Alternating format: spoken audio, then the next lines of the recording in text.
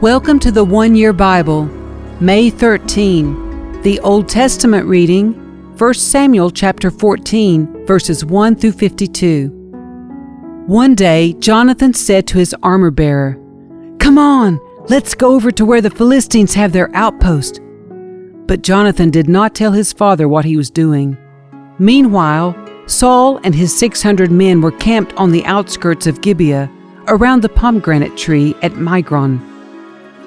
Among Saul's men was Ahijah the priest, who was wearing the ephod, the priestly vest. Ahijah was the son of Ichabod's brother Ahitub, son of Phinehas, son of Eli, the priest of the Lord, who had served at Shiloh. No one realized that Jonathan had left the Israelite camp.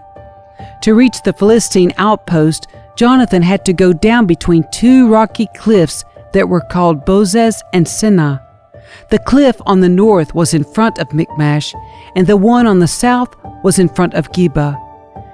"Let's go across to the outpost of those pagans," Jonathan said to his armor-bearer. "Perhaps the Lord will help us, for nothing can hinder the Lord. He can win a battle whether he has many warriors or only a few." "Do what you think is best," the armor-bearer replied. "I'm with you completely, whatever you decide." "All right then," Jonathan told him. "We will cross over and let them see us. If they say to us, 'Stay where you are or we'll kill you,' then we will stop and not go up to them. But if they say, 'Come on up and fight,' then we will go up. That will be the Lord's sign that he will help us defeat them." When the Philistines saw them coming, they shouted, "Look, the Hebrews are crawling out of their holes!" Then the men from the outpost shouted to Jonathan, "Come on up here and we'll teach you a lesson." "Come on, climb right behind me," Jonathan said to his armor-bearer, "for the Lord will help us defeat them." So they climbed up using both hands and feet, and the Philistines fell before Jonathan, and his armor-bearer killed those who came behind them. They killed some 20 men in all, and their bodies were scattered over about half an acre. Suddenly, panic broke out in the Philistine army, both in the camp and in the field, including even the outpost and raiding parties. And just then an earthquake struck, and everyone was terrified. Saul's lookouts in Gibeah of Benjamin saw a strange sight. The vast army of Philistines began to melt away in every direction. "Call the roll and find out who's missing," Saul ordered, and when they checked, they found that Jonathan and his armor-bearer were gone. Then Saul shouted to Ahijah, "Bring the ephod here," for at that time Ahijah was wearing the ephod in front of the Israelites. But while Saul was talking to the priest, the confusion in the Philistine camp grew louder and louder. So Saul said to the priest, "Never mind, let's get going." Then Saul and all his men rushed out to the battle and found the Philistines killing each other. There was terrible confusion everywhere. Even the Hebrews, who had previously gone over to the Philistine army, revolted and joined in with Saul, Jonathan, and the rest of the Israelites. Likewise, the men of Israel who were hiding in the hill country of Ephraim joined the chase when they saw the Philistines running away. So the Lord saved Israel that day, and the battle continued to rage even beyond Beth-aven. Now the men of Israel were pressed to exhaustion that day, because Saul had placed them under an oath, saying, "Let a curse fall on anyone who eats before evening, before I have full revenge on my enemies." So no one ate anything all day, even though they had all found honeycomb on the ground in the forest. They didn't dare touch the honey because they all feared the oath they had taken. But Jonathan had not heard his father's command, and he dipped the end of his stick into a piece of honeycomb and ate the honey. After he had eaten it, he felt refreshed. But one of the men saw him and said, "Your father made the army take a strict oath that anyone who eats food today will be cursed. That is why everyone is weary and faint." "My father has made trouble for us all," Jonathan exclaimed. "A command like that only hurts us. See how refreshed I am. now that I have eaten this little bit of honey? If the men had been allowed to eat freely from the food they found among our enemies, think how many more Philistines we could have killed." They chased and killed the Philistines all day from Michmash to Ajalon, growing more and more faint.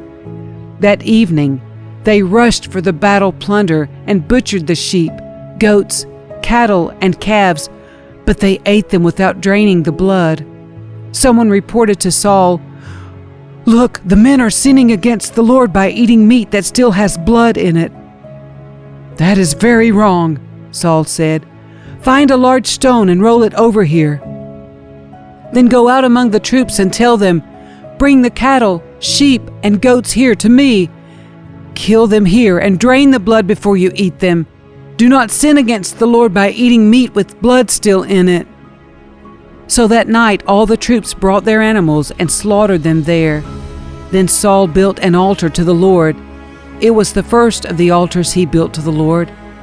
Then Saul said, "Let's chase the Philistines all night and plunder them until sunrise. Let's destroy every last one of them." His men replied, "We'll do whatever you think is best." But the priest said, "Let's ask God first." So Saul asked God, "Should we go after the Philistines? Will you help us defeat them?" But God made no reply that day. Then Saul said to the leaders, "Something's wrong. I want all my army commanders to come here. We must find out what sin was committed today. I vow by the name of the Lord who rescued Israel that the sinner will surely die, even if it is my own son Jonathan." But no one would tell him what the trouble was. Then Saul said, "Jonathan and I will stand over here, and all of you stand over there." And the people responded to Saul, "Whatever you think is best." Then Saul prayed, "O Lord, God of Israel, please show us who is guilty and who is innocent." Then they cast sacred lots, and Jonathan and Saul were chosen as the guilty ones, and the people were declared innocent. Then Saul said, "Now cast lots again and choose between me and Jonathan." And Jonathan was shown to be the guilty one. "Tell me what you have done," Saul demanded of Jonathan. "I tasted a little honey," Jonathan admitted. "It was only a little bit on the end of my stick. Does that deserve death?" "Yes, Jonathan," Saul said. "You must die.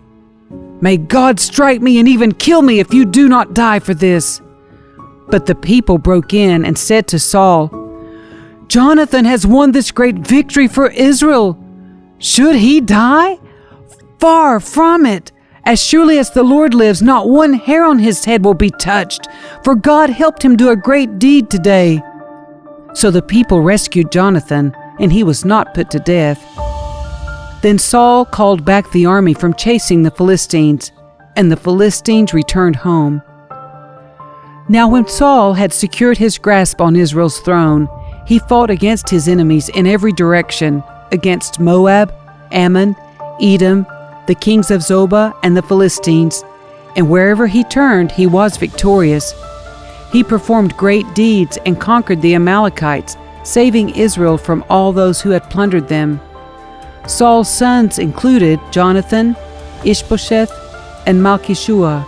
He also had 2 daughters, Merab, who was older, and Michal.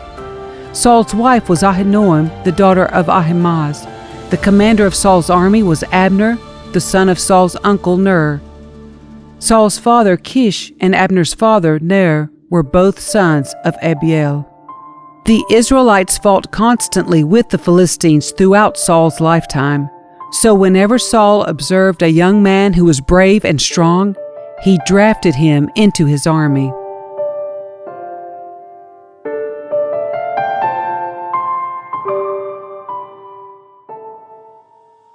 The New Testament reading, John chapter 7, verses 31 through 53.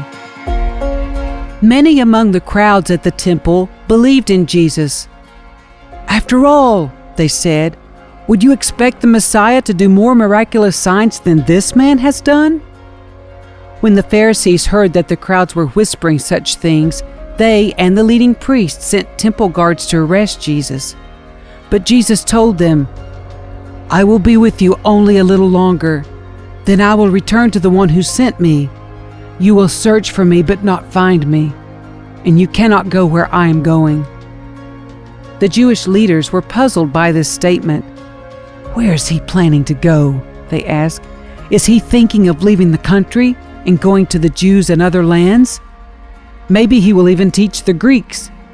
What does he mean when he says, 'You will search for me but not find me, and you cannot go where I am going'?" On the last day, the climax of the festival, Jesus stood and shouted to the crowds, "Anyone who is thirsty may come to me. Anyone who believes in me may come and drink. For the scriptures declare, rivers of living water will flow from his heart." When he said living water, he was speaking of the Spirit, who would be given to everyone believing in him. But the Spirit had not yet been given, because Jesus had not yet entered into his glory. When the crowds heard him say this, some of them declared, "Surely this man is the prophet we've been expecting." Others said, "He is the Messiah." Still others said, "But he can't be. Will the Messiah come from Galilee? For the scriptures clearly state that the Messiah will be born of the royal line of David in Bethlehem, the village where King David was born." So the crowd was divided about him. Some even wanted him arrested, but no one laid a hand on him. When the temple guards returned without having arrested Jesus, the leading priests and Pharisees demanded, "Why didn't you bring him in?"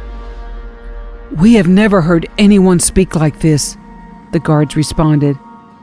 "Have you been led astray too?" the Pharisees mocked. "Is there a single one of us rulers or Pharisees who believes in him? This foolish crowd follows him, but they are ignorant of the law. God's curse is on them." Then Nicodemus, the leader who had met with Jesus earlier, spoke up. "Is it legal to convict a man before he is given a hearing?" he asked. They replied, "Are you from Galilee too? Search the scriptures and see for yourself. No prophet ever comes from Galilee." Then the meeting broke up and everybody went home.